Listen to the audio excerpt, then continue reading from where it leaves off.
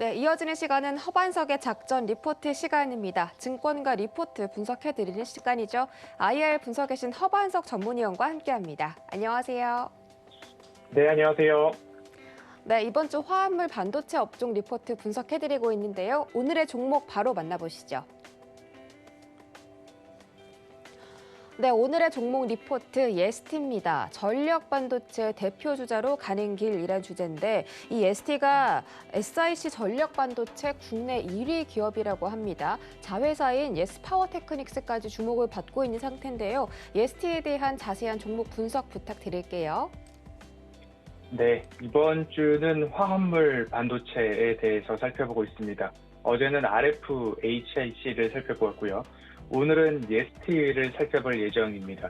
4월 13일 그리고 7월 27일 IBK 투자증권에서 발간된 리포트, 그리고 18년도 8월 22일 NH투자증권에서 발간된 리포트 세 가지를 좀 가지고 왔습니다.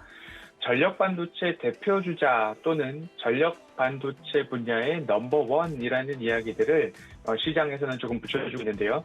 예스티가 왜 그런지 하나하나 좀 살펴보도록 하겠습니다. 예스티는 반도체, 디스플레이 장비 및 부품 제조 기업입니다. 반도체용 열처리 장비 개발과 디스플레이 장비 개발을 하면서 삼성전자와 삼성 디스플레이의 장비를 공급하고 있는 기업이다라고 한다면 결국엔 기술력과 실력에 있어서는 인정을 받았다라고 이해를 해보시면 좋을 것 같고요. 반기 보고서 기준 주요 매출처 및 비중을 살펴보면 삼성전자와 삼성 디스플레이, 그리고 반도체 장비는 매출이 44%, 그리고 디스플레이 장비는 12%, 환경 안전 분야 쪽으로 25%, 부품 관련해서 6%, 그리고 기타로 13%의 매출이 좀 잡히고 있습니다.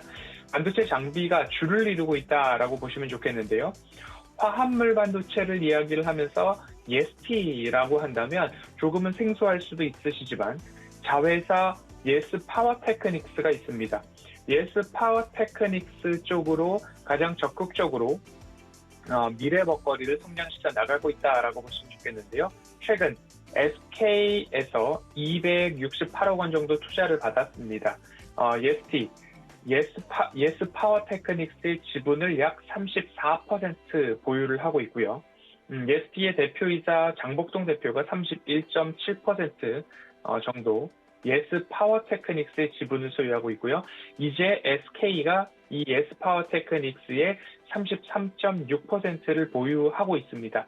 결국 국내 SIC라고 한다면 탄화, 규소, 전력 반도체 설계에 가장 앞장서서 달려나가고 있는 비상장사로 보시면 좋겠는데요. 여기에 SK가 투자를 했다라는 부분이 굉장히 조금 의미 있을 수 있다라고 보시면 좋겠고요.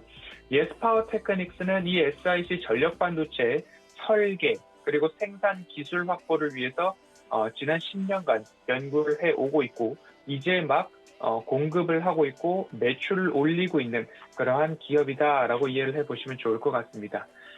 이 리포트는 2018년도 8월 NH투자증권의 리포트입니다. 그때부터도 예스티는 이 전력 반도체라는 부분으로 각광을 좀 받았고 여기가 미래 먹거리다라고 하고 투자를 진행해 온 모습입니다. 전력 반도체 기업인 파워테크닉스 지분을 예스티가 32% 인수를 하면서 전력 반도체 시장에 진출을 했습니다. 그러면서 파워테크닉스가 이제 예스파워테크닉스라고 사명을 변경하게 되는 거죠.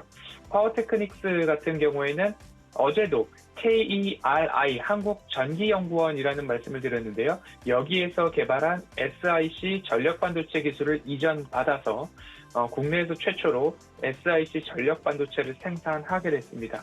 이때도 태양광 인버터, 전기차 충전기, 백색 가전 등의 이 전력반도체를 탑재할 수 있겠다라고 테스트를 진행을 하고 있었습니다.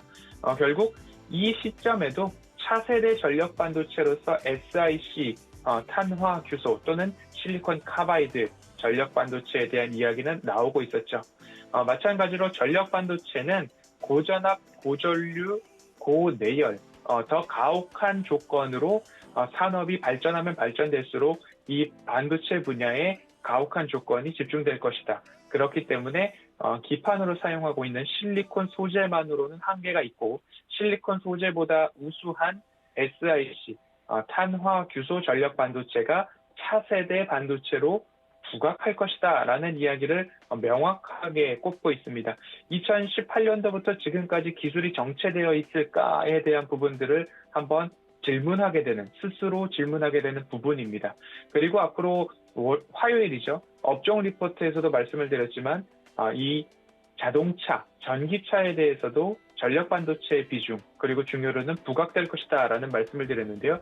2018년도에도 전기 자동차에 대한 이야기가 여전히 나와 있습니다. 그렇기 때문에 화합물 반도체는 친환경 반도체다라는 말씀을 드렸습니다. 고성능, 고효율, 저발열, 소형화까지 이룰 수 있는 반도체 미래에 있어서는 꼭 짚고 넘어가야 된다라는 말씀을 드렸고요. 화합물 전력 반도체를 사용했을 경우 불필요한 전력 손실을 최소화함으로 인해서 전력 효율에도 좋다라는 말씀을 드려왔었죠. 산업의 발전에 따라서 더 가혹한 조건들이 일상생활에 일어나게 됩니다. 그 이유는 더 많은 데이터를 더 손실 없이 더 빠르게 서로 왕래할 수 있도록 만들어줘야 되기 때문에 반도체와 그 부속 모듈에 있어서는 조금 더 많은 부하가 걸리게 되는데 이 부하를 현재 실리콘 기판에서는 감당해내기가 앞으로는 더 어려워진다라는 부분입니다. 전기차에 이 SiC 탄화 규소 전력 반도체를 사용하겠다라는 이야기들은 도요타에서도 앞장서고 있는 만큼 이 시장 규모는 여지없이 커지고 있다. 2018년도부터 여기에 대한 준비가 되었다면 결실을 맺을 때가 이제는 되지 않았나라는 말씀을 드리고 싶습니다. 예스 파워 테크닉스를 좀 더 살펴보아야 될 텐데요. 예스 파워 테크닉스는 탄화 규소 SiC 전력 반도체 연구 개발을 10년 이상 진행을 했습니다. 포항에 100mm 화합물 반도체 생산 시설을 확보했고요. 현재 150mm 생산 시설도 추가 구축하고 있다라고 알려져 있습니다. 업계 내에서는 가장 앞선 것으로 평가를 받고 있는 기업입니다. 대만의 H사와 전력 반도체, SiC 전력 반도체 공급 계약을 체결을 했는데 이 예스 파워 테크닉스는 비상장사이고 예스티가 상장사이기 때문에 이 부분에 대해서는 뉴스로 일부 내용들이 좀 공개가 되었습니다.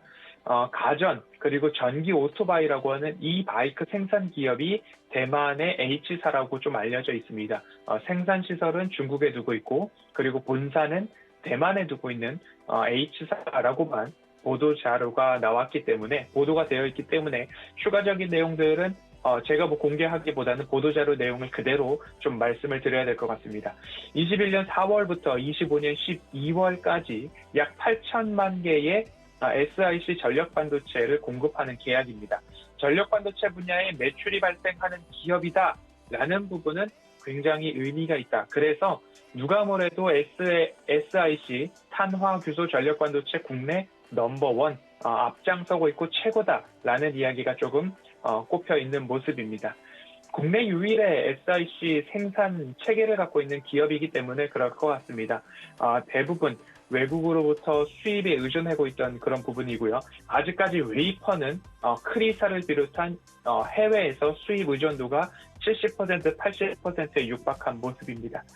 이번 완성품 공급 계약 체결로 인해서 해외 시장에서도 기술력과 품질을 인정받았다라는 모습으로 평가가 되고 있고요.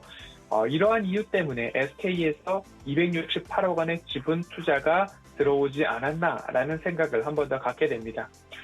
그리고 또 한 가지는 이 ST 또는 예스 파워 테크닉스에서 GAN 질화 갈륨에 대해서 RFHIC를 말씀드리면서 설명을 드렸죠. 이 기업을 인수하겠다라는 이야기가 조금 나오고 있습니다. 아직까지 확정된 사항은 없다라는 이야기들을 하고 있는데요. 예스 파워 테크닉스가 SK와 함께 질화 갈륨 전력 반도체 기업을 인수하겠다라는 보도도 여전히 이어지고 있는 모습인데요. 예스 파워 테크닉스는 SiC 탄화 규소 전력 반도체를 이미 생산을 하고 있고 이제부터는 질화 갈륨 전력 반도체를 양산하겠다라는 목표를 확실하게 좀 잡은 모습입니다. 전력 반도체 공급을 위한 라인업을 그렇게 된다면 SiC, 탄화규소 전력 반도체와 GaN, 질화 갈륨 전력 반도체까지 생산하겠다. 그러므로 인해서 전력 반도체 공급을 위한 라인업을 완성하고 구축하겠다라는 큰 그림을 그리고 있는 것 아닌가라는 생각을 하게 됩니다. 예스 파워 테크닉스의 2대 주주가 SK입니다. SK 실트론과 협력 관계 구축을 이루고 있는 기업, 그리고 안정적인 웨이퍼 수급도 기대하고 있고, 그렇게 된다면 조금 공통점이 조금 나올 수 있는데요. SK가 투자했고 SK 실트론과 협력을 하고 있는 기업이 예스 파워 테크닉스뿐만 아니라 RFHIC도 이 GaN, 질화 갈륨 전력 반도체와 어느 정도 공통 분모를 갖고 있는 게 아닌가라는 상상을 좀 해보게 됩니다. 이 질화 갈륨 같은 경우에도 우수한 전자 이동성, 전력 효율 증가, 전력 손실 최소화, 그리고 높은 열 전도율, 고대역 주파수에서도 높은 효율성을 내고 있다라는 부분들이 강점이죠. 앞서서도 말씀을 드렸습니다. 산업이 발전하면 발전할수록 전파 기지국에서도 자율주행이다, 그리고 5G다, 프라이빗 네트워크 망이다, 스마트 팜이다, 스마트 팩토리다, 여러 가지 이야기들이 이 통신과 전력에 집중되어 가고 있는 모습입니다.